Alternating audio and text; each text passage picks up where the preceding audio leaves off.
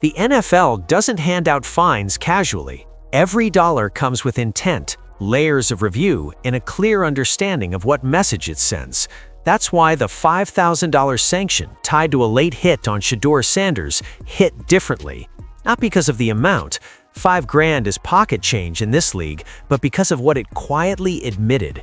After an entire season of silence, missed calls, and swallowed whistles, the league finally put something in writing. No press release, no on-camera explanation, just a number buried in an accountability report.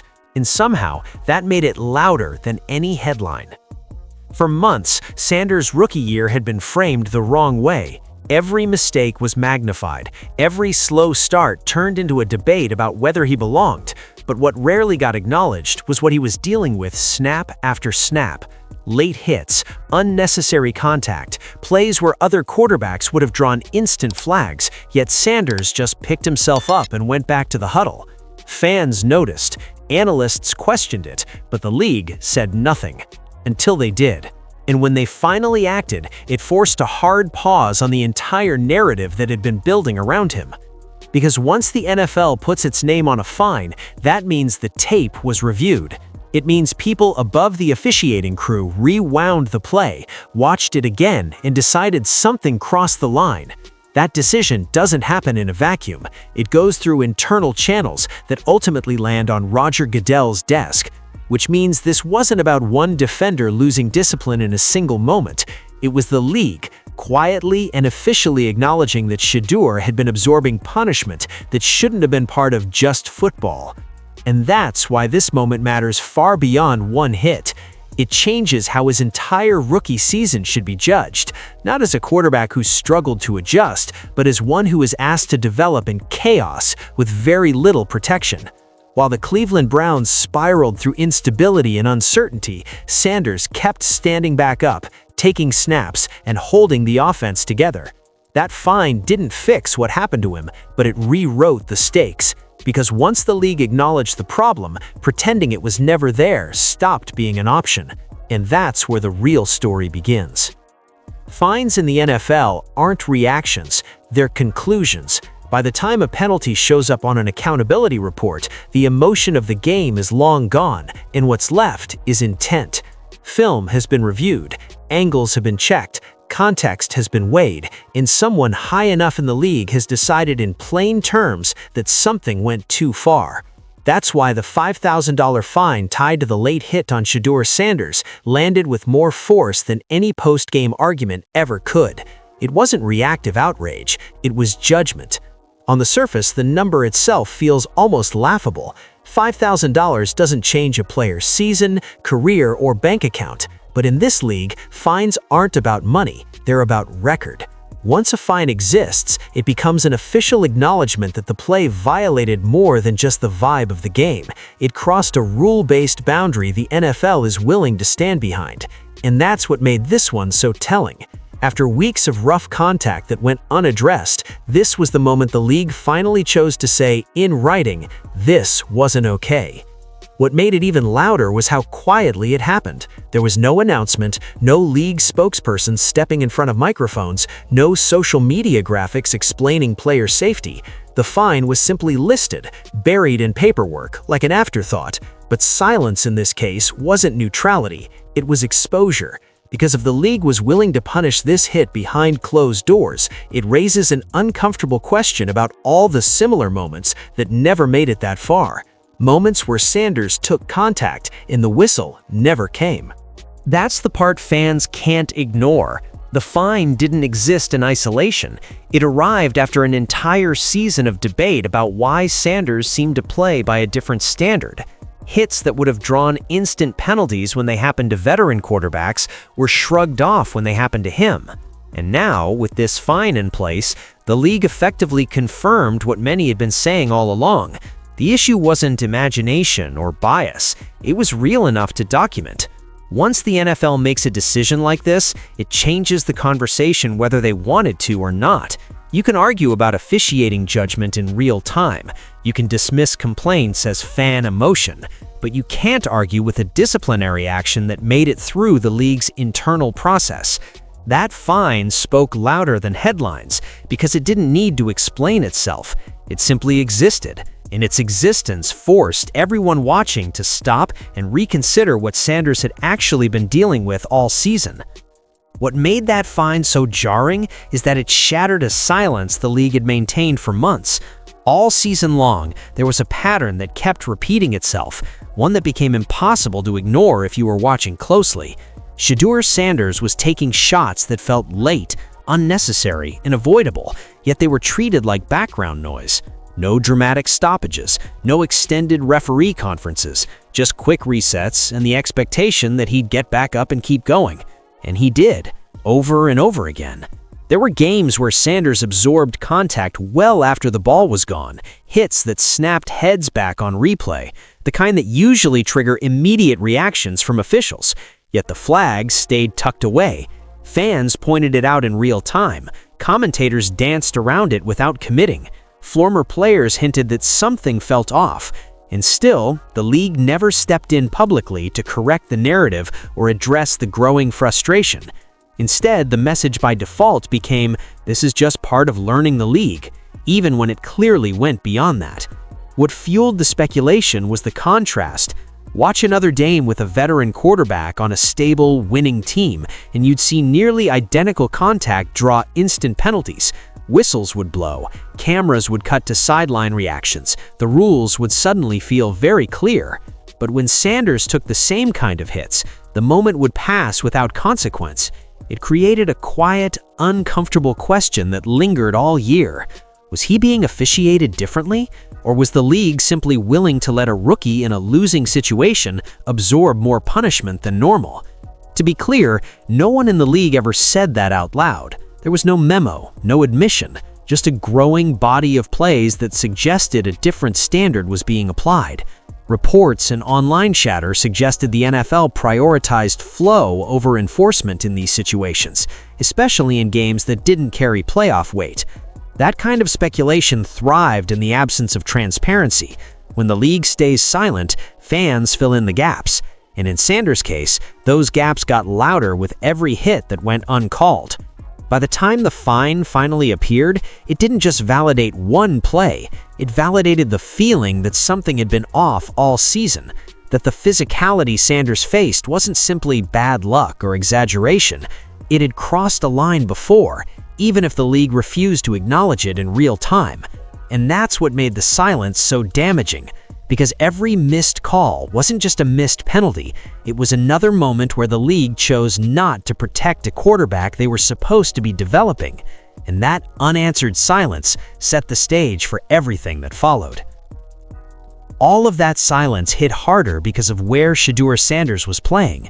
This wasn't a stable franchise with a clear identity and years of continuity. This was the Cleveland Browns in full disarray. Coaching uncertainty, shifting responsibilities, no clear offensive vision, the kind of environment veteran quarterbacks struggle to survive, let alone a rookie trying to find his footing in the league. From the moment Sanders stepped into meaningful action, he wasn't just learning defenses and timing, he was trying to operate inside a system that didn't fully exist. Week to week, the structure kept changing. Play calling priorities felt inconsistent. Roles around him were unclear. Trust was thin because everything felt temporary. For a young quarterback, that's a nightmare scenario. Development depends on repetition and clarity, but Sanders was handed instability instead. There was no long-term plan he could lean into, no steady leadership reinforcing one message. Every snap felt like a test, not just of talent, but of survival.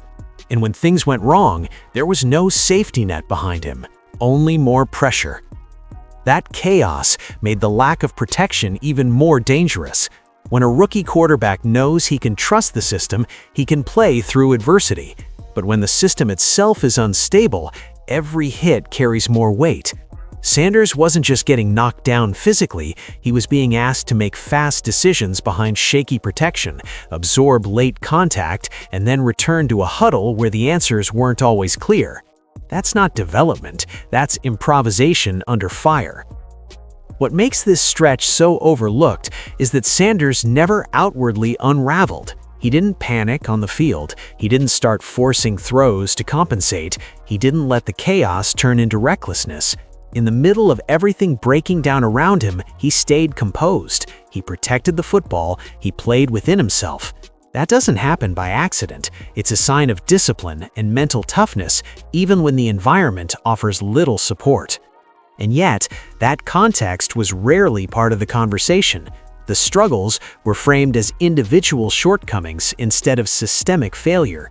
The instability of Cleveland became background noise, while Sanders absorbed the blame. But the truth is, very few rookie quarterbacks are asked to navigate that level of disorder. Fewer still manage to keep things from completely falling apart. And that's what makes what comes next impossible to ignore. Because when Sanders finally got the chance to settle, even briefly, the results started to tell a very different story.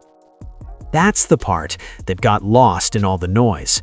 In the middle of instability, missed calls, and constant second-guessing, Shedeur Sanders actually started to steady things.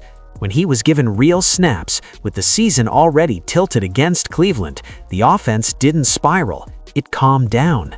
Drives lasted longer, mistakes went down, and most importantly, the Cleveland Browns started winning games. Back-to-back wins, something the team hadn't managed all season, arrived quietly and without celebration. You'd think that kind of result would shift the tone around a rookie quarterback. It usually does, but not here. Instead of acknowledging the wins, the conversation twisted itself into knots trying to explain them away. The credit was redirected, the opponents were minimized, the performances were framed as temporary or fluky, anything, apparently, except the possibility that Sanders was doing exactly what a young quarterback is supposed to do in a broken situation: stabilize the team and avoid collapse. What made it more frustrating was how clean his play actually was. Sanders wasn't chasing highlights, he wasn't playing hero ball to win headlines. He took what was there, he protected the football, he didn't panic when plays broke down. In an offense that lacked rhythm and continuity, he became the one consistent presence. That's not flashy, but it's valuable. And yet, those traits rarely trend online. They don't fit the hot take economy, so they get overlooked. Instead, every throw he missed became a talking point. Every stalled drive was dissected in isolation, stripped of context. The fact that he was absorbing late hits, playing behind imperfect protection, and operating without a stable system rarely made it into the analysis. The microscope stayed glued to his mistakes, not the circumstances forcing them. For many critics, the verdict had already been written, and no amount of quiet efficiency was going to change it.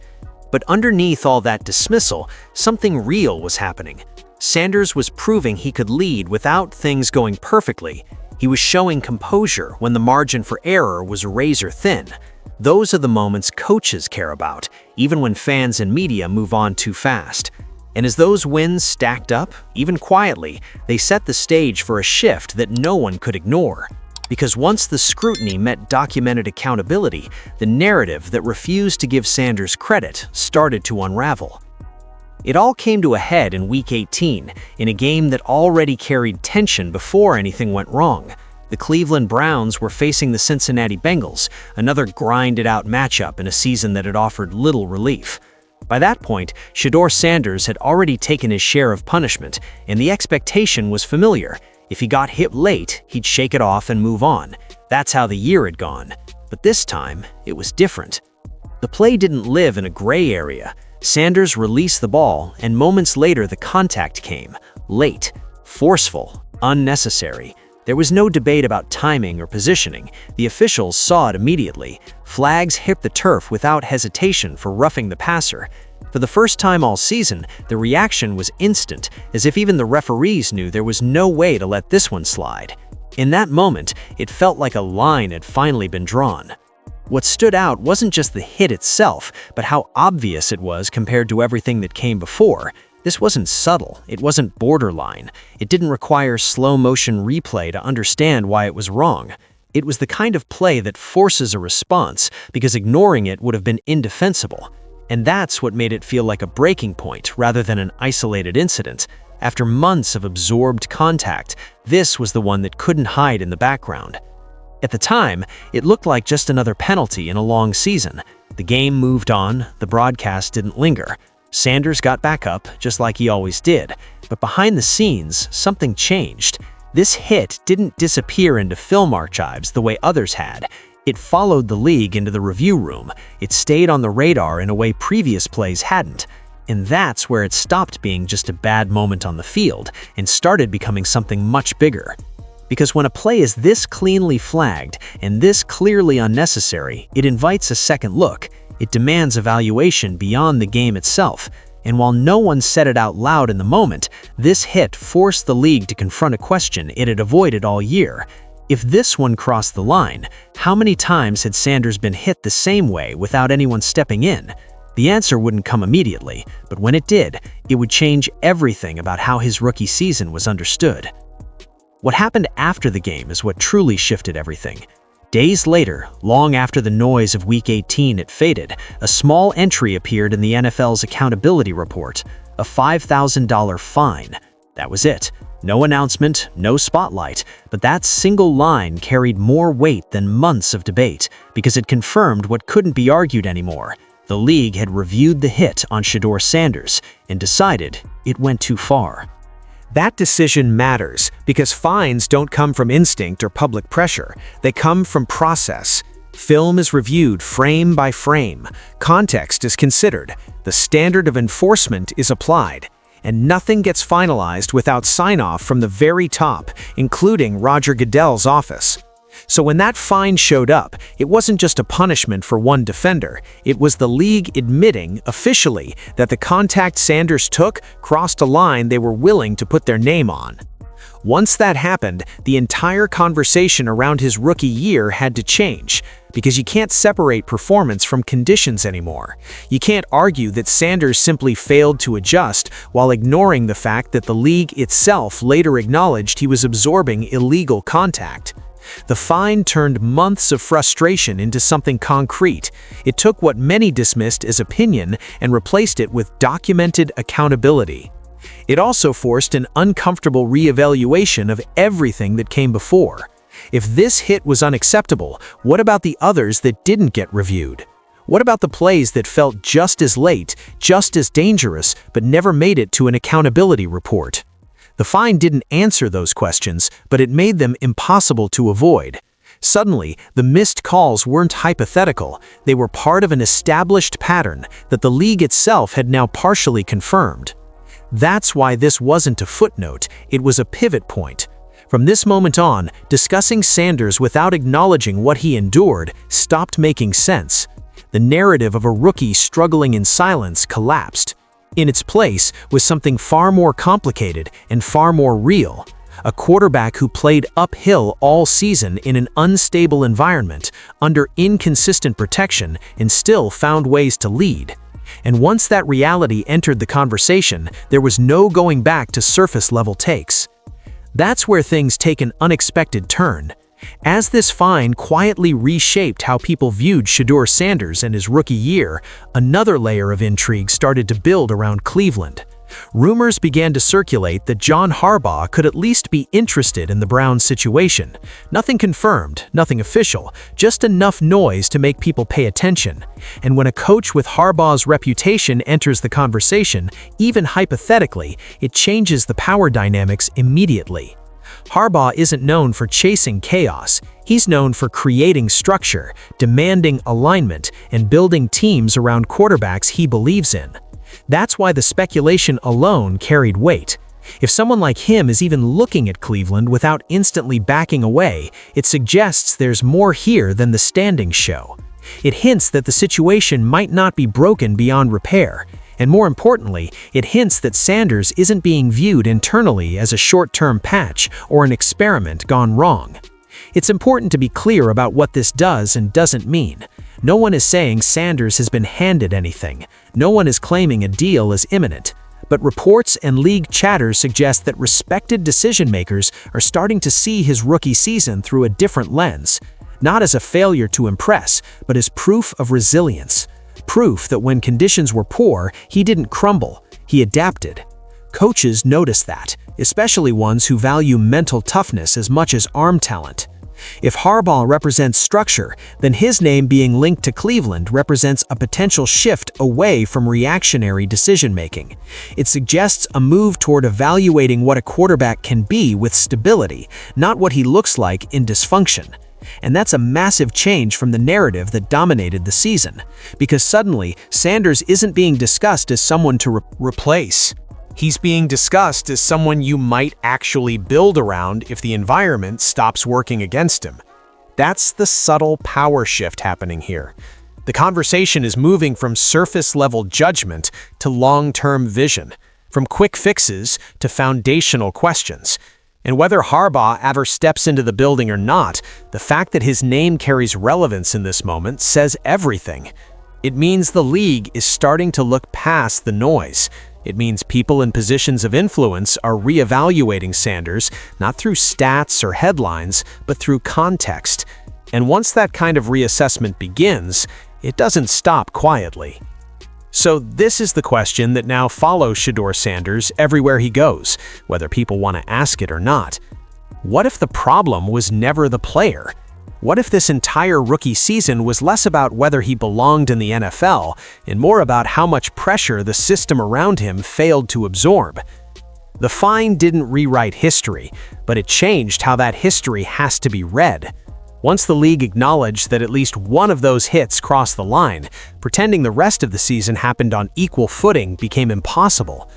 Because when you step back and look at the full picture, it's no longer just a story about stats or development curves. It's a story about endurance. Sanders played in chaos. He played without consistent protection. He played while absorbing punishment that quietly piled up without consequence. And through all of that, he didn't implode. He didn't check out. He didn't lose control of the offense. That matters more than highlight reels ever will, especially for organizations that understand how rare that kind of composure is. Now the pressure shifts where it belongs, squarely onto the Cleveland Browns, because they can't plead ignorance anymore. They can't act like the environment didn't matter or that the hits were exaggerated. The league reviewed the tape. The league made a decision. The league acknowledged what fans had been saying all season. That changes the stakes for every decision Cleveland makes next. Drafts, coaching hires, roster moves, all of it now comes with one unavoidable reality. Sanders wasn't just surviving by accident, he was holding things together. So the question isn't whether he deserves another chance. The question is whether the Browns are finally ready to give him a fair one, ready to provide structure instead of chaos, protection instead of excuses, context instead of shortcuts. Because once the NFL itself confirms that a player endured more than he should have, the conversation can't go back to lazy narratives. And for Shedeur Sanders, that acknowledgement may end up being the most important moment of his rookie year, not because it erased the damage, but because it finally forced everyone to see it.